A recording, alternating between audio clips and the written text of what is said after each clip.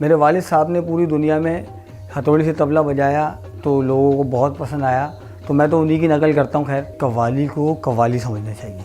कव्वाली को कोई कॉन्सर्ट या फंक्शन नहीं समझना चाहिए। तबला बजाने वाले को तो खैर नहीं होती, लेकिन तबला सुनने वाले को ज़रूर आती है।